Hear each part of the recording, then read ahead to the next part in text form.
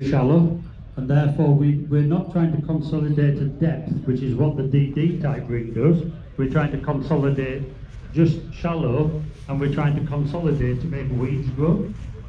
So that roller covers the whole area of the soil and produces a really good seedbed for weeds and other things to grow in. The reason we use the open the problem that we have in the UK is that everyone remembers open rollers with power arrows and how they block up. This machine is built to be used at 14, 16 kilometres an hour, and at 14 to 16 kilometres an hour, that's the speed at which you clean these rollers. So you very rarely get this roller to block up when it's being used correctly on a set of discs. Even if you block it up in a corner, you know, put it to a bit of fuel and go like that, and you've got the job done. So interestingly for me, when you look down there actually isn't a lot of difference between the topped area and the untopped area. In other words, to use the Rubin, you don't really need to top it first.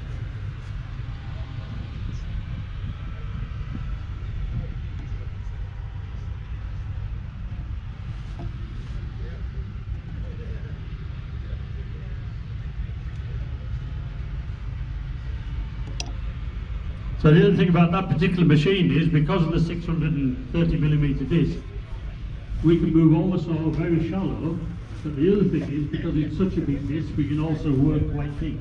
So that machine will work up to about 150mm deep. So if you're incorporating digestate or farmyard manure or anything like that, that is an exceptionally good machine to use. We do actually do a big brother to this machine, which is quite unbelievable, but the Rubin 12 has got a 720mm disc, and that is capable of working up to 8 inches deep, 200mm. But that machine does have a build quality of 100 horsepower per metre. So it's, you know, they are quite a beast to use. The Rubin 10 has a horsepower time roughly around about 60 maximum, 60 horsepower per metre.